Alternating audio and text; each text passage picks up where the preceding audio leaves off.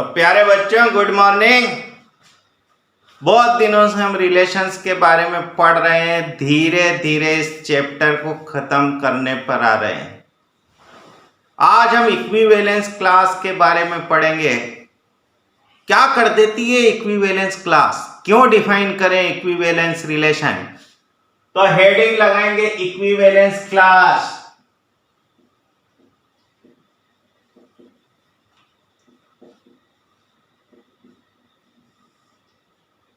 Let R be an equivalence relation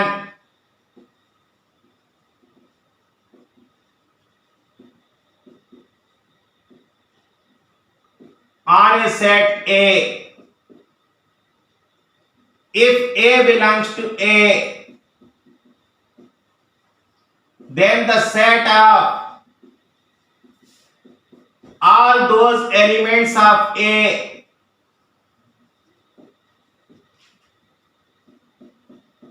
which are related to A is called the equivalence class of A.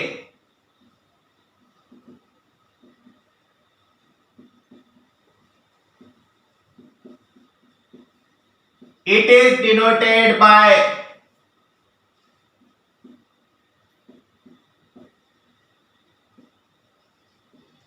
ऐसा square bracket में। देखो, हम इसके बारे में पहले भी पढ़ चुके हैं।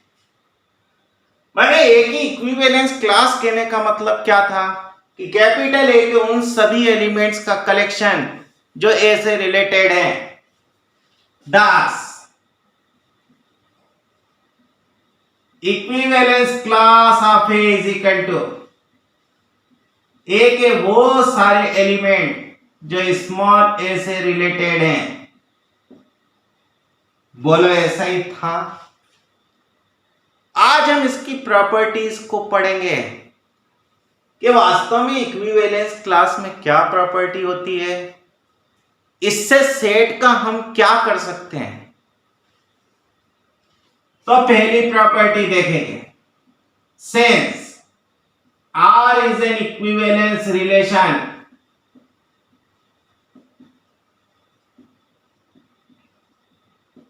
on A। बोला, अगर R A पर एक इक्विवेलेंस रिलेशन है तो बोल सकते हैं कि नहीं कि R A पर रिफ्लेक्सिव है। Therefore, R is a reflexive relation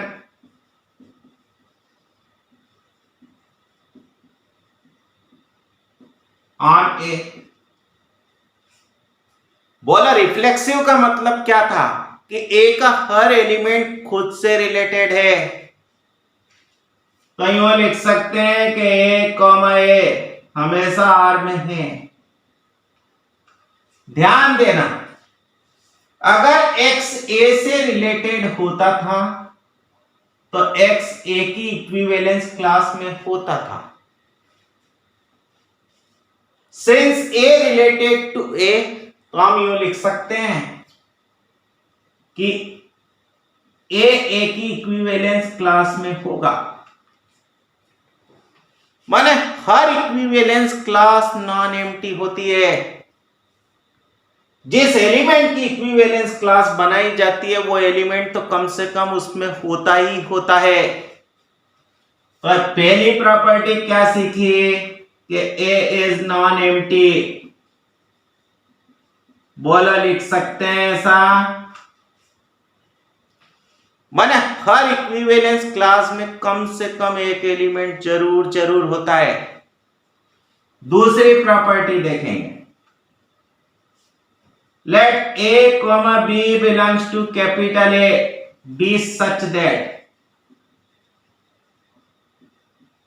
A related है B से। हम प्रूव कर देंगे कि A और B की इक्विवेलेंस क्लास सेम है। We shall prove that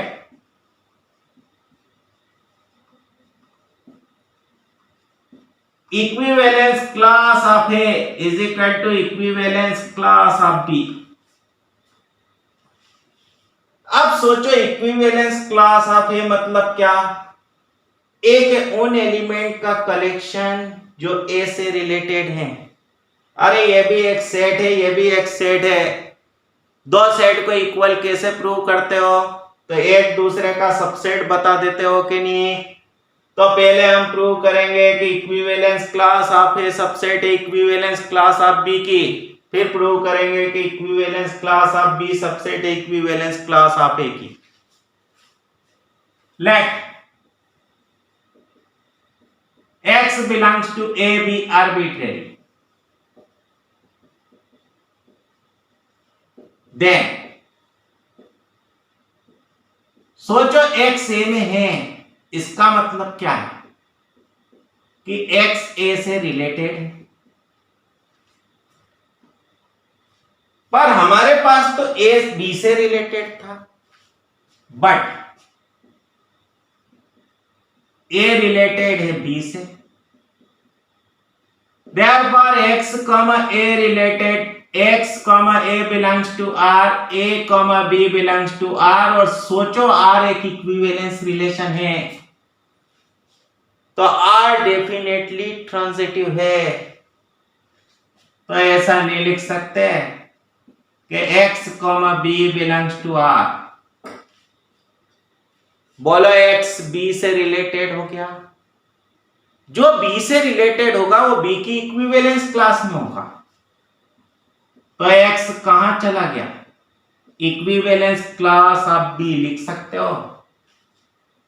देखना x a की इक्विवेलेंस क्लास में माना था, x b की इक्विवेलेंस क्लास में चला गया। तो ऐसा नहीं लिख सकते कि a की इक्विवेलेंस क्लास सबसेट है b की इक्विवेलेंस क्लास की। आप क्या प्रूव करके बताओगे कि b की इक्विवेलेंस क्लास a की इक्विवेलेंस क्लास की सबसेट है? Let y belongs to b be arbitrary, then जरा समझो तो y b में है, इसका मतलब क्या है कि y b से रिलेटेड है, बट a रिलेटेड था b से। तो हम लिख सकते हैं कि b, a भी r में है। क्यों? क्योंकि r तो इक्विवेलेंस रिलेशन था। सुनना, a, b r में है, इसको हम ऐसा लिख दे। देखो इसी को ऐसा लिख सकते हैं कि नहीं कि b, y r में है? बोलो। अरे r तो इक्विवेलेंस रिलेशन है तो r सिमेट्रिक है। नाउ a, b r में था, b, y r में था, तो लिख सकते हैं कि a, y r में है। अरे r ट्रांजिटिव रिलेशन है क्योंकि ये इक्विवेलेंस रिलेशन था। यहां से ऐसा लिख सकते हैं कि y, a भी r में है क्योंकि r सिमेट्रिक रिलेशन है। देखो y a से रिलेटेड हो गया, तो बोलो y a की इक्विवेलेंस क्लास में चला गया। तो ऐसा लिख सकते हैं कि नहीं कि b की इक्विवेलेंस क्लास a की इक्विवेलेंस क्लास की सबसेट बन गई।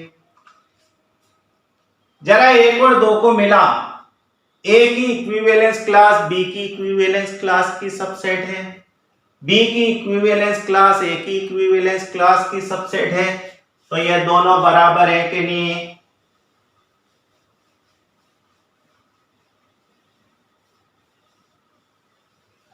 तो ऐसा लिख दें,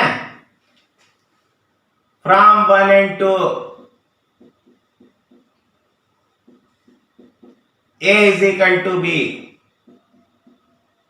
मतलब क्या सीखा कि अगर a और b रिलेटेड हैं तो आंख बंद करके लिखिए कि a की equivalence class is equal to b की इक्विवेलेंस क्लास। हम प्रूव कर देंगे कि अगर ये सेम है तो a और b आपस में रिलेटेड होंगे। माने तीसरी प्रॉपर्टी क्या प्रूव करेंगे कि if A की equivalence class is equal to equivalence class of B, then A, B belongs to R. पहली प्रॉपर्टी क्या थी कि किसी भी एलिमेंट की इक्विवेलेंस क्लास कभी एम्प्टी नहीं हो सकती। दूसरी, अगर ए और बी आपस में रिलेटेड हैं तो इनकी इक्विवेलेंस क्लास सेम है। तीसरी, अगर ए और बी की इक्विवेलेंस क्लास सेम है तो ए और बी आपस में रिलेटेड होंगे। देखना, हमने पहले सीखा कि ए में है, इसका मतलब लिख सकते हैं कि ए बी में है, क्योंकि ए की इक्विवेलेंस क्लास और बी की इक्विवेलेंस क्लास सेम है। पर बी की इक्विवेलेंस क्लास में जो होगा वो बी से रिलेटेड होगा कि नहीं होगा? तो हम ऐसा ना लिख दें कि ए बी से रिलेटेड होगा। बोलो, ये तीसरी प्रॉपर्टी प्रूव कर दी। चौथी प्रूव करेंगे, either A is equal to B or intersection A intersection B is equal to 5। माने या तो दो इक्विवेलेंस क्लास आइडेंटिकल होगी या फिर पूरी तरह से डिसजॉइंट होगी।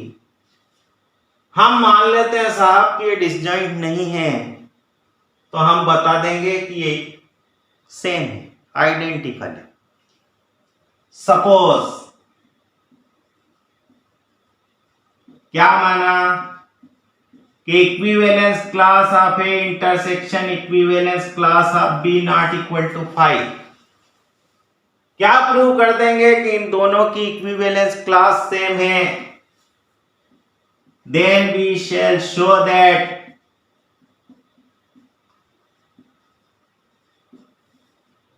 equivalence class of A is equal to equivalence class of B। बोला इनका इंटरसेक्शन 5 नहीं है, इसका मतलब क्या कि इनमें कोई ना कोई एलिमेंट तो कॉमन होगा। चलो, since A intersection B not equal to 5, therefore suppose, अरे इनका इंटरसेक्शन 5 नहीं है, इसका मतलब इनमें एक ना एक एलिमेंट कॉमन है। इसका मतलब x A की इक्विवेलेंस क्लास में है एंड x B की इक्विवेलेंस क्लास में है। इसका मतलब x A से रिलेटेड है एंड x B से रिलेटेड है। इसी को ऐसा लिख दें कि A x से रिलेटेड है एंड x B से रिलेटेड है। याद करो कि R तो इक्विवेलेंस रिलेशन है, तो वो सिमेट्रिक है। यहां से ऐसा लिख सकते हैं कि A और B आपस में रिलेटेड हैं क्योंकि R ट्रांजिटिव रिलेशन है। अब हम बार बार लिख नहीं रहे हैं, ये सोचते हुए कि ये तुम सब समझते हो। पर अगर A, B R में हो तो A की equivalence class is equal to क्या बन जाती है? B की equivalence class.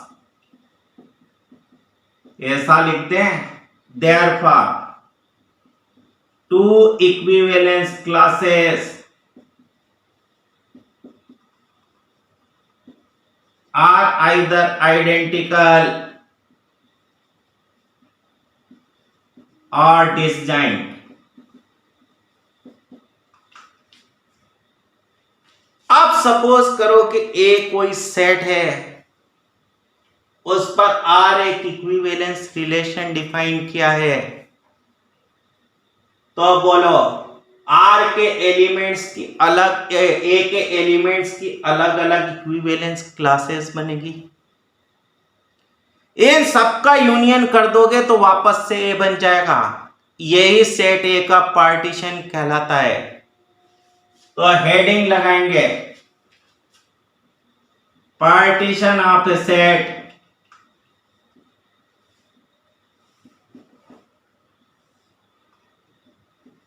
Late A be a finite set. देखो हम जान करके फाइनाइट ले रहे हैं क्योंकि इनफाइनाइट सेट में हो सकता था इनफाइनाइट इक्विवेलेंस क्लासेस बनती।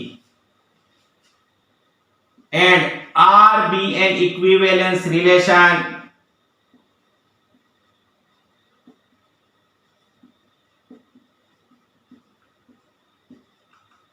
on a set on the set A,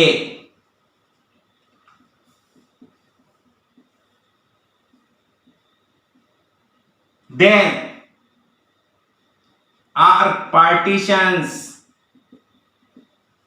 A into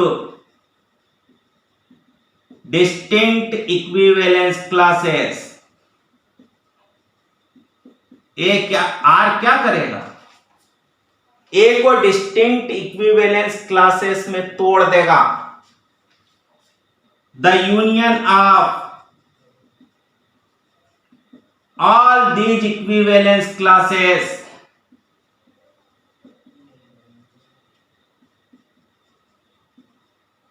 will be A.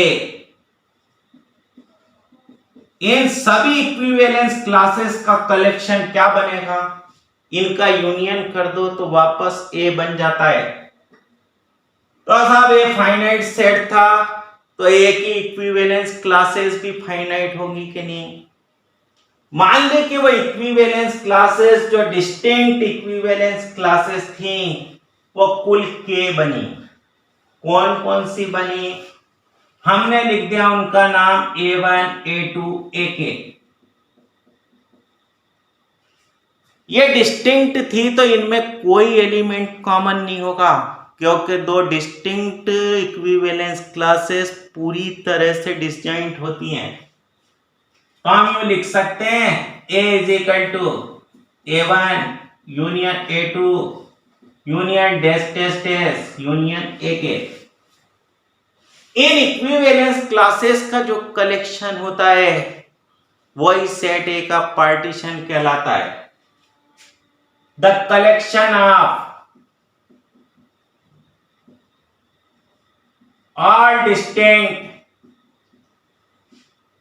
Equivalence classes of ए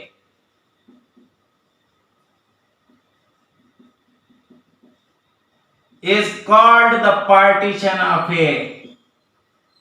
माने अगर किसी भी सेट का पार्टीशन बनाना चाहते हो तो उस पर एक इक्विवेलेंस रिलेशन डिफाइन करो, उससे बनने वाली अलग अलग इक्विवेलेंस क्लासेस को लिखो। माने जो इक्विवेलेंस रिलेशन डिफाइन किया जाता है वास्तव में वो सेट के टुकड़े करने के काम में आता है। समझ गए अच्छी तरह से। तो उम्मीद है ये वीडियो अच्छा लगा होगा। नेक्स्ट वीडियो में फिर मिलते हैं। Have a nice day.